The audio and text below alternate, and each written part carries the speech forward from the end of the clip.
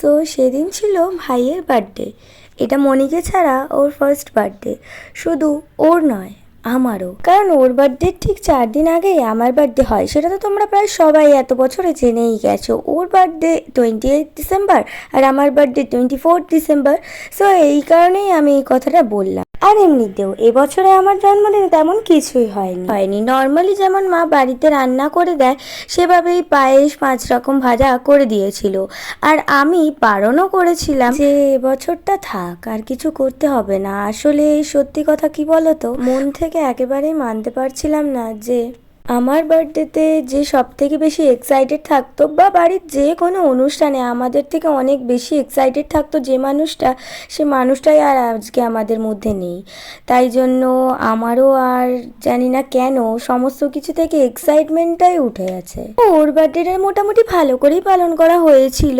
সকালে যা যা আয়োজন হয়েছিল তোমরা তো দেখতেই পেলে। আর এখন ইভিনিংয়ে দেখো, ইভিনিংয়েও মোটামুটি একটা ছোট্ট কেক হয়েছিল, মামা মামি এসেছিল, বনুরা এসেছিল, সেই নিয়ে কেক কাটও করা হয়েছিল।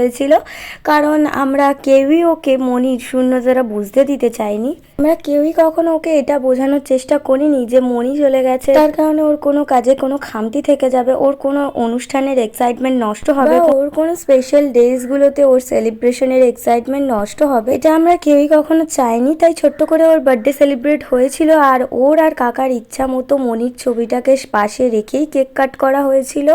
এমনকি ও মনিকে কেক খাইয়ে সে কেকটাও নিজেও টপস করে খেয়ে নিল। তো চলো আজকে মিনি ব্লগটা এখানেই এন্ড করছি। দেখা হচ্ছে আবার নতুন কোনো ব্লগ নিয়ে।